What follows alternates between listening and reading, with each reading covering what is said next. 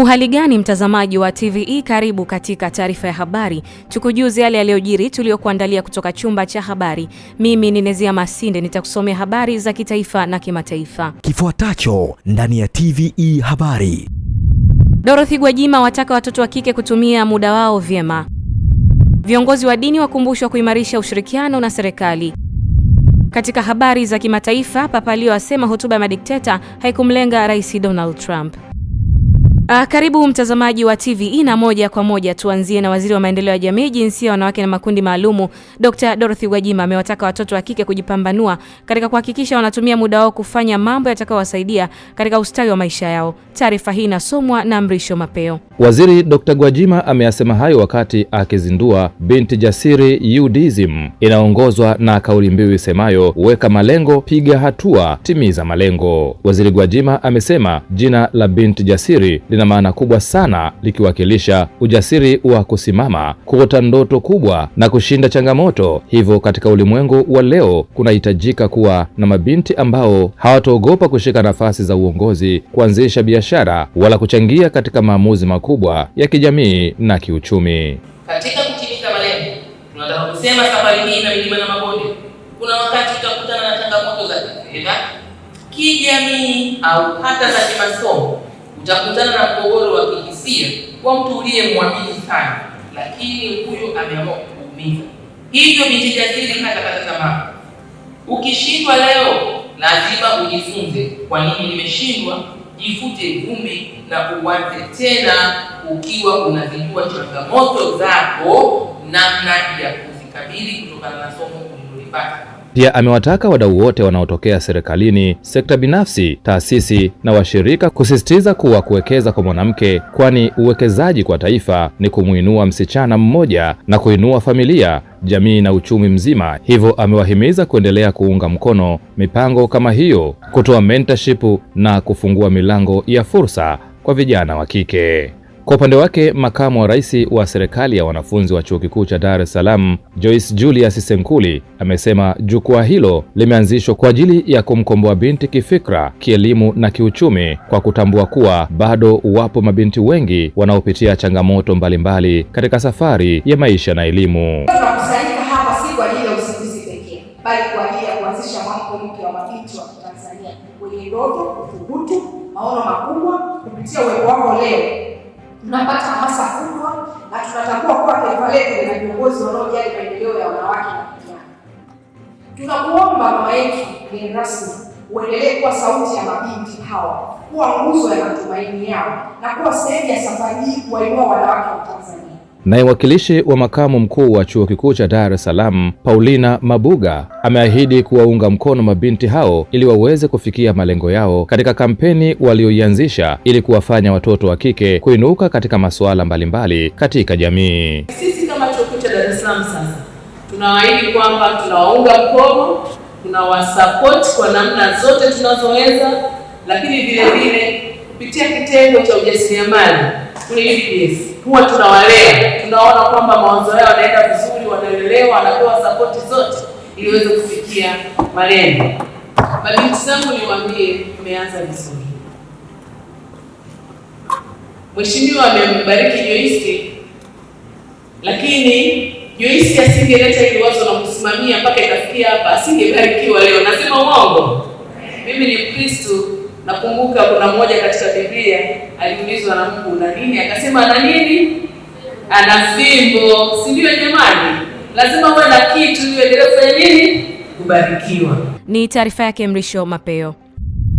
Serikali imeeleza dhamira yake ya kuendelea kuwawezesha vijana kiuchumi kupitia sera na mipango mbalimbali ya kiuchumi na kijamii. Haya yameelezwa na naibu waziri wa fedha, Mhandisi Mshamu Ali Munde katika mahafali ya 20 ya shule ya sekondari ya Thakafa wilayani Nyamagana mkoani Mwanza. Ameeleza kuwa serikali inaendelea kuweka mazingira wezeshi kwa vijana kupitia sera na mipango mbalimbali ya kiuchumi na kijamii ili kuhakikisha kuwa vijana wanapata fursa za kuendeleza vipaji vyao na kuchangia kikamilifu maendeleo ya taifa. Asilimia kubwa ya ile asilimia ambayo tuliipata kwenye sensa ya mwaka 2022 kwamba tuna wananchi milioni 61, lakini asilimia zaidi ya 60 ni vijana.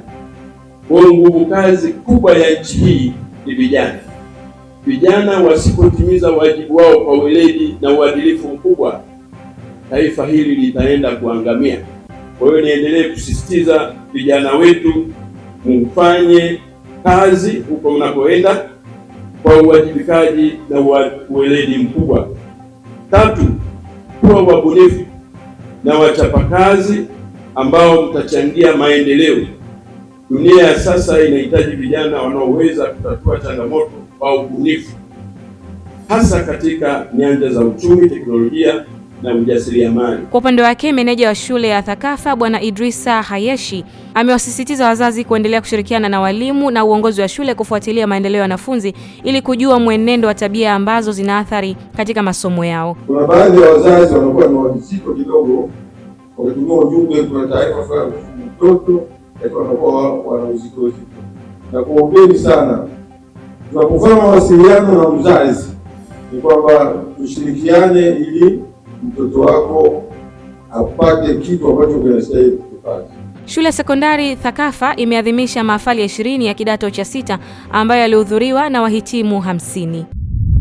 Viongozi wa dini wa madhehebu mbalimbali nchini wamekumbushwa kuimarisha mahusiano kati ya taasisi za dini na serikali ili kudumisha amani, umoja na mshikamano, huku vijana wakikumbushwa kutumia fursa zilizopo kujikwamua kiuchumi. Mwandishi wetu Mrisho Mapeo ana taarifa zaidi. Ujumbe huo umetolewa na Waziri wa Nchi, Ofisi ya Waziri Mkuu, Kazi, Ajira na Mahusiano, Deusi Sango wakati akizungumza na waumini wa kanisa la Shekina jijini Dar es Salaam, ambapo amesema ushirikiano bora kati ya taasisi za dini na serikali ni muhimu katika kuimarisha amani, utulivu na mshikamano wa nchi. Aidha, Sangu amesisitiza suala la vijana kutokaa vijiweni bali watumie fursa mbalimbali zilizopo nchini ili waweze kujikwamua kiuchumi na kuwa na maisha bora. Naomba kutoa wito kwa viongozi wa taasisi za dini kuendelea kuimarisha mahusiano baina ya serikali. Wizara hii imeundwa na mimi nimekuwa waziri wa kuanzisha wizara hii. Kwa muda mfupi ambao nimewekwa kuwa katika dhamana hii, milango yetu imekuwa wazi, kwa sababu natambua na kuthamini mchango wao katika kudumisha amani, mshikamano na umoja wa kitaifa. Tutaendelea kufanya hivyo, na hayo ndio maelekezo ya Mheshimiwa Rais Daktari Samia Suluhu Hassan, kuhakikisha kwamba mshikamano na umoja wa kitaifa kwa ustawi na maendeleo ya nchi yetu ndio tunauweka mbele. Kwa upande wake, mwenyekiti wa CPCT mkoa wa Dar es Salaam, Mika Fonka, amesema kanisa lina utayari wa kushirikiana na serikali katika kuhakikisha amani na usalama unadumu, huku baadhi ya waumini wakisema ni wakati wa kudumisha uhusiano ili umoja wa kitaifa udumu. Acheni kusubiri nafasi ziwafuate, bali kuweni watu wa nafasi. Tumemwona mkurugenzi na mbeba maono wa Shekina hapa, yeye hajasubiri nafasi, hajalalamikia serikali, hajalalamikia kanisa, hajamlalamikia Mungu. Ameiona nafasi na amekuwa nafasi. Kwa hiyo sasa, kwa kupitia yeye mambo yanakwenda. Kwa hiyo vijana, naombeni sana kwamba tusiwe watu wa kulalamika kwenye mitandao, tusiwe watu wa kulalamika kwenye makanisa wala kumlalamikia Mungu. Tuendeni tukawe nafasi, na nafasi hii ikawasaidie watu wengine kusonga mbele. Sisi kama viongozi wa dini, jambo la kwanza, amani ni matokeo. Amani sio kitu unaenda kununua dukani. Amani sio kitu unaamka unacho, ni matokeo. Ni matokeo ya kutoshelezwa. Sisi watu wa kiroho tunasema kutoshelezwa kiroho, alafu baadaye kutoshelezwa kimwili. Nitoe wito pia kwa Watanzania kwamba na sasa ni kwa serikali na sisi wananchi, sisi viongozi wa dini, nimesema amani ni matokeo. Ni matokeo ya kutekeleza wajibu. Kwa hiyo kila mtu akitimiza wajibu wake, kuanzia serikali, sisi viongozi wa dini, Mtanzania kila mmoja, asasi za kiraia, taasisi binafsi, kila mtu akitimiza wajibu wake, tutakuwa na amani. Ni taarifa yake Mrisho Mapeo. Mamlaka ya masoko ya mitaji na dhamana CMSA imeadhimisha utumiaji wa teknolojia ili kumrahisishia mwekezaji kuwekeza, ikiwa ni hatua ya kuongeza ushiriki wa wananchi katika masoko ya mitaji nchini. Akizungumza kwa niaba ya afisa mtendaji mkuu wa SMSA wakati wa uzinduzi wa huduma mpya ya mapato sukuk, mkurugenzi wa usimamizi na uchunguzi kutoka mamlaka hiyo Exaud Julius amesema kuwa masoko ya mitaji ni moja ya nguzo muhimu katika kuongoza kipato kwa wananchi kupitia uwekezaji wenye tija na uhakika. Amesema kuwa kupitia uwekezaji katika masoko ya mitaji, wawekezaji wana nafasi ya kupata faida pamoja na ongezeko la thamani ya mitaji yao, hususan wale wanaowekeza kwenye hisa ambapo bei inapoongezeka huongeza thamani ya uwekezaji wao. Masoko ya mitaji ni moja ya nguzo au nyonze muhimu ya kuweza kujiongezea kipato. Kwa kuwekeza kwenye masoko ya mitaji unaweza kupata faida. Vile vile kuna kuongezeka kwa kama umewekeza kwenye hisa, basi hisa zina bei inapoongezeka basi na kipato kinaongezeka. Kama umewekeza kwenye bidhaa kama hii ya sharia utapata faida nzuri na ambayo itakuongezea kipato kama mwekezaji.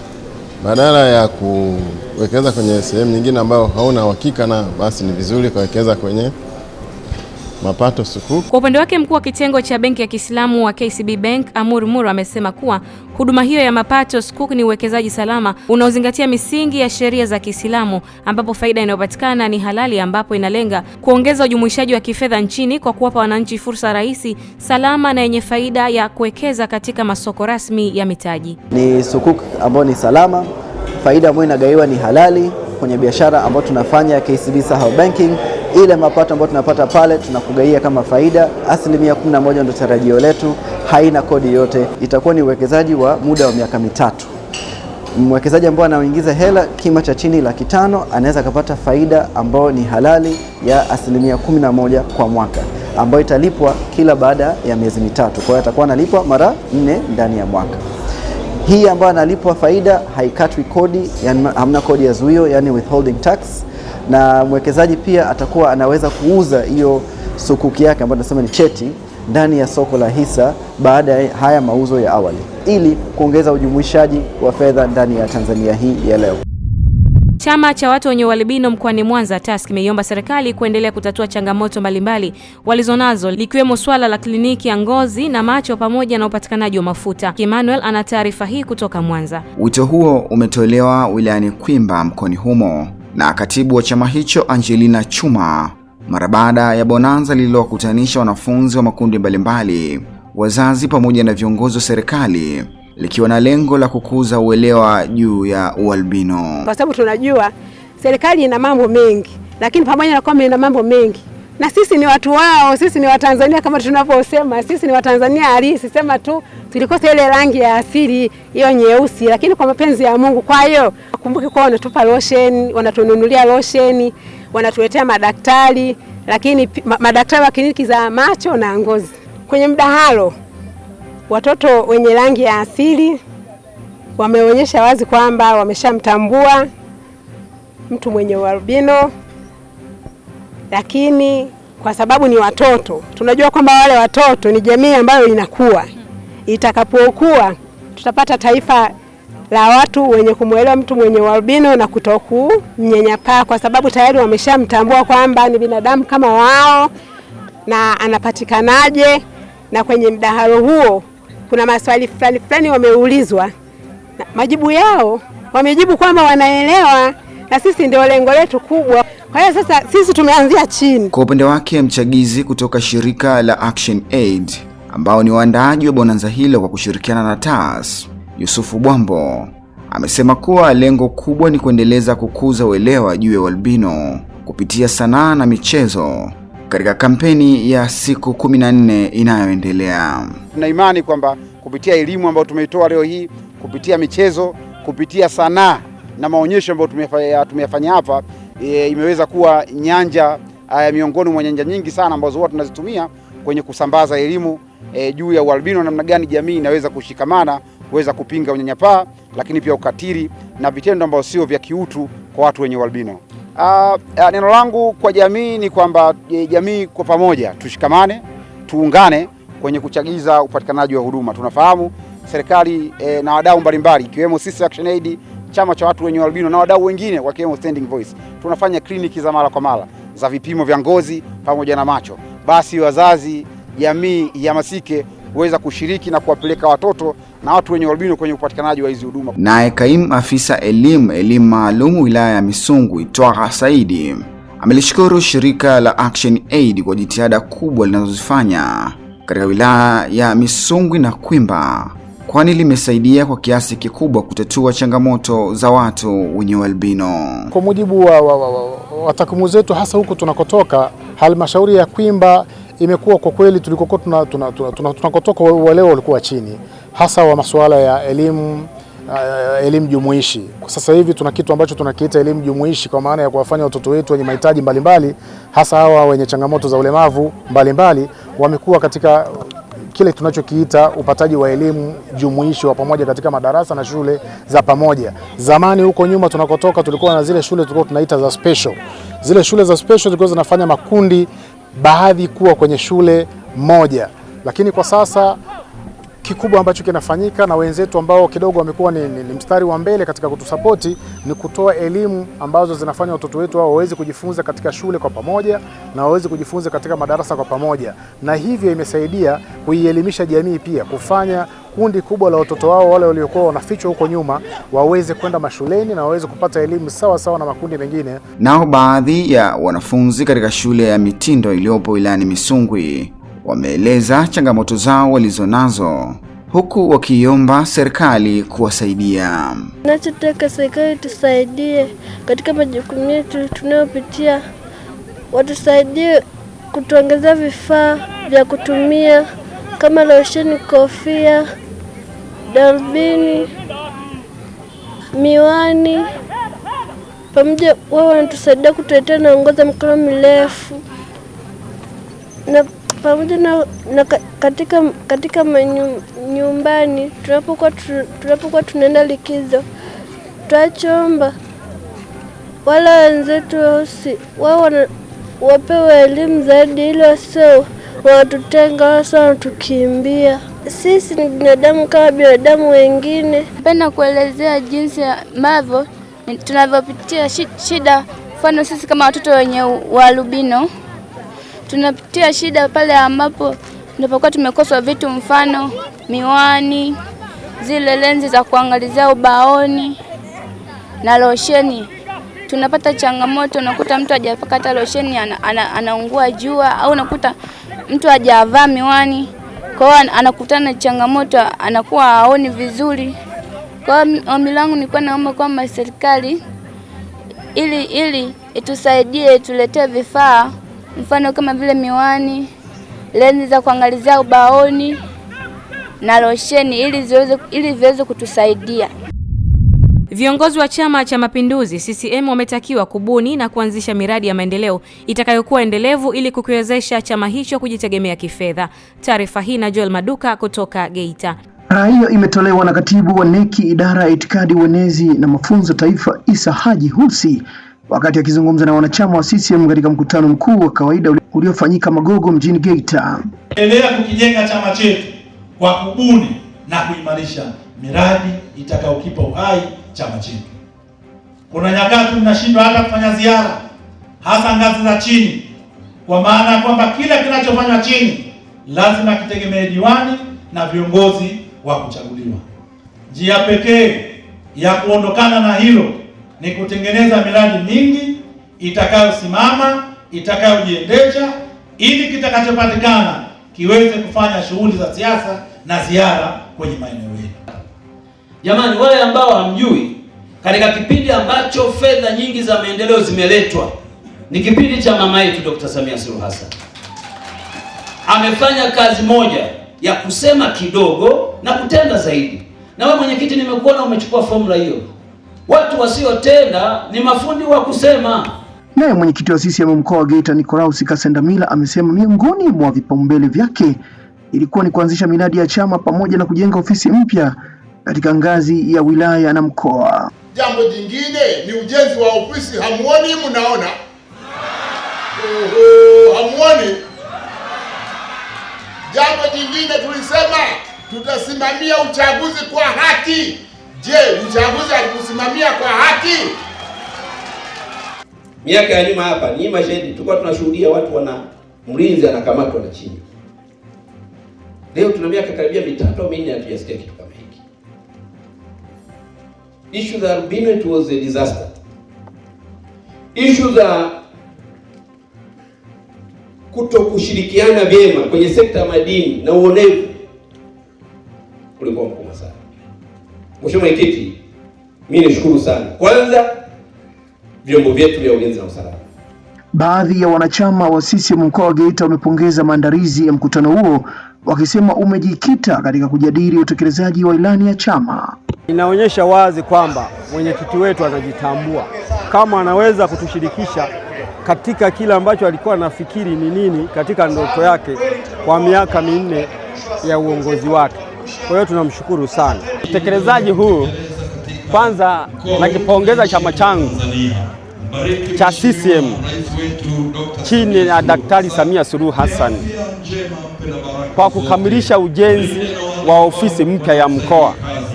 Kiukweli ni ukweli usiopingika. Tumejionea mambo mengi na mazuri aliyoyafanya Daktari Samia Suluhu Hassan. Kwa ujumla, mkutano huo umeelezwa kuwa chachu ya mabadiliko ndani ya chama, ukihimiza kujitegemea kupitia miradi ya maendeleo pamoja na kuimarisha utekelezaji wa ilani, huku wanachama wakisisitizwa kushiriki kikamilifu katika kufanikisha malengo ya CCM. Ni taarifa yake Joel Maduka. Baadhi ya wakazi wa kitongoji cha Kwa Kibosha wilayani Bagamoyo mkoani Pwani, wakiwemo maafisa usafirishaji wa bajaji, pikipiki na magari, wamesema ujenzi wa barabara ya zege kwenye kipande korofi uliofanywa na fedha za wananchi umewasaidia kwa kiasi kikubwa kuondokana na changamoto na adha iliyokuwa ikiwakabili watumiaji wa barabara hiyo, huku wito ukitolewa kwa wananchi kushirikiana na serikali kwenye maendeleo. Mrisho Mapeo ameatuandalia taarifa hii. Wakizungumza na waandishi wa habari katika kitongoji cha Kwa Kibosha, kata ya Mapinga wilayani Bagamoyo mkoani Pwani, baadhi ya maafisa usafirishaji wamesema ujenzi huo ni muhimu sana, kwani wananchi wa eneo hilo wamekuwa wakikabiliwa na adha kubwa kwenye barabara hiyo, hasa ukizingatia bodaboda na bajaji ndio usafiri wao ambao wanautegemea sana. Aidha, wamesema miongoni mwa watu ambao wamekuwa wakipata shida ya usafiri kwenye eneo hilo ni pamoja na wanafunzi, hivyo kujengwa kwa eneo hilo kwa kiwango cha zege kupitia nguvu za wananchi kutasaidia pia kumaliza adha kwa wanafunzi. Hapa mnapopaona palikuwa pana changamoto kubwa, kulikuwa na madimbwi ambayo hata upitaji wake ulikuwa ni wa shida sana, lakini tunashukuru serikali ya kitongoji iliona hili jambo na kuamua kutuwekea njia kuwa salama zaidi. Kwa hiyo tulikuwa tuna uharibifu wa vyombo mara kwa mara, unakuta ukipita hapo unakwama, unakuta na vitu kama sijui vikombe unakuta vinaharibika kulingana na namna barabara zinavyokuwa. Tuna faraja kubwa sana kwa sababu na sisi pia tumepata nafasi ya kuanzisha njia mpya ya kutafuta riziki kama mwenyekiti alivyotuomba, na sisi tumekuja rasmi, na kupitia uzinduzi huu sisi tunasema rasmi tunamuunga mkono mheshimiwa mwenyekiti kwa jitihada hizi pamoja na wajumbe wake wote kwa ajili ya kusapoti usafirishaji, kwa sababu tulikuwa tukipata hasara kubwa sana za uharibifu wa vyombo vyetu wakati tunapoamua kuleta abiria katika maeneo kama haya. Barabara ilikuwa ni mbovu sana, ilikuwa ukipita bajaji yote na didimia inaingiza ndani, yani kwamba hadi kwenye siti maji yanaingia. Kwa hiyo inakulazimu ushuke, usukume bajaji, uombe watu wa kupiga kampani usukume bajaji na uweze kuitoa. Kwa hiyo tunashukuru sana kwa tatizo hili alilotatua. Na baadhi ya viongozi wa kitongoji hicho cha Kwa Kibosha, kata ya Mapinga wilayani Bagamoyo mkoani Pwani, wameeleza umuhimu wa barabara hiyo kwa makundi mbalimbali ya watu ikiwemo wanafunzi, huku wakisisitiza umuhimu wa wananchi kushirikiana na serikali kwenye shughuli za maendeleo. Hii ni barabara ambayo inatoka Kwa Kibosha stendi kwenda Mapinga sekondari, ambayo inatumiwa na wanafunzi wa Mapinga sekondari. Inatumiwa hii barabara na wananchi wanaoishi huko wengi sana, maelfu ya wananchi pale Nyota Njema, Belma, kule kwa Waislamu juu, kwa Bingwa na maeneo mengineyo. Kimsingi barabara hii imekuwa kero hapo nyuma kwa kukithiri kwa madimbwi. Madimbwi yalikuwa mengi ambayo yamekuwa yakihatarisha usalama wa watu na watumiaji wa barabara hii kwa ujumla wake. Sisi tukaamua kwa maksudi kuikarabati barabara hii kwa kuijenga kwa kiwango cha zege eneo hili la mita 100. Leo kila kona wananchi wanashangwe kwa kumaliza hapa. Kweli barabara ilikuwa hadha na kero kubwa kwa miaka mingi sana. Hii barabara ilikuwa haipitiki, na barabara hii ni kiunganishi cha kutoka Mapinga Center kwenda Mapinga sekondari. Kwa kweli wakazi, wanafunzi na madereva wengi walikuwa wanapata shida sana, lakini kuliona hili mwenyekiti wetu kwa kweli kwa jitihada zake amewezesha mpaka kufikia leo hii. Tunashukuru sana, hii barabara imepitika na watu wengi, tutakuwa na furaha na tuna furaha zaidi. Wilaya ya Iramba mkoani Singida itahakikisha vijana wanapata leseni kwa ajili ya kuendesha shughuli zao za uchimbaji wa madini pamoja na kusimamia shughuli zote za maendeleo katika wilaya hiyo. Amini Nyaungo ana taarifa zaidi. Hayo ameyasema mkuu wa wilaya ya Iramba mkoani Singida Suleiman Mwenda alipokuwa katika kikao na wajumbe wa chama kwa ajili ya kupokea na kujadili taarifa ya utekelezaji na utendaji wa kazi wa serikali katika kipindi cha Januari hadi Disemba 2025. Kwa yake ni kwamba vijana wengi katika wilaya yetu ya Iramba wameshindwa kupata elimu, kuwa na uelewa na kuwa sehemu ya wamiliki wa mali hii ambayo inapatikana katika wilaya yetu ya Iramba. Vijana wengi katika wilaya ya Iramba hawana leseni za uchimbaji. Jambo hili lilipofika katika serikali, tukasema tuliwekee mpango kazi. Tumejipanga sasa kama serikali kuhakikisha sisi kama serikali tunawasaidia vijana wetu kupata leseni kwanza, lakini la pili kuwawezesha mtaji wa kuanza kuchimba na kuanzisha maduara katika leseni wanazozimiliki. Aidha, katika ripoti hiyo amegusia mambo mbalimbali ikiwemo kilimo na miradi ya shule. Kisha taarifa juu ya mazao ya kilimo, tumeendelea kufanya vizuri sana. Nilipokuwa nimefika najitambulisha mwaka 2021, mtakumbuka nyie. Naomba pale mwananchi anawasilisha kero yake, anasema serikali isaidie kupeleka chakula cha msaada Urugu kwa sababu hawajavuna na wana njaa. Tukaweka mkakati kama serikali. Kuanzia mwaka 2022 hatujawahi kushuka katika kilimo kwenye wilaya hii. Iramba tutavuna vizuri sana. Jumla ya miradi ya barabara 14 imetekelezwa. Tumetekeleza miradi 88 yenye jumla ya bajeti ya shilingi bilioni 3 na milioni 873, ambayo hii imetekelezwa katika idara ya elimu msingi na sekondari. Wajumbe ambao wamehudhuria mkutano huo wameipokeaje taarifa hiyo? Kwa uwasilishaji wa taarifa ya utekelezaji wa ilani ya Mheshimiwa DC Suleiman Mwenda, binafsi nimepokea kwa moyo safi kabisa na uliokunjuka, kwa sababu imewasilishwa kwa uwazi, imeainishwa na utekelezaji wake umekaa, kwa sababu hata sisi mashahidi kabisa kwenye kata, hususan kata yangu ya Kengege ilikotokea. Taarifa ya Mheshimiwa DC nimeipokea. Kwanza ilikuwa vizuri, lakini pia kagusa kwenye swala la leseni. Swala la leseni nafikiri kagusa uhai wa vijana na hili nafikiri yeye akishafanya hivyo 75% ya vijana wa wilaya hii ya Iramba na mkoa kwa ujumla au na taifa kwa ujumla, nafikiri atakuwa ameinua uchumi mkubwa sana. Asante sana Amini Nyaungo kwa taarifa hiyo. Mtazamaji, hii ni taarifa ya habari na mimi ni Nezia Masinde. Tupate mapumziko mafupi kisha tutaendelea na taarifa ya habari. Kifuatacho ndani ya TVE habari. Katika habari za kimataifa, Papa Leo asema hotuba ya madikteta haikumlenga Rais Donald Trump.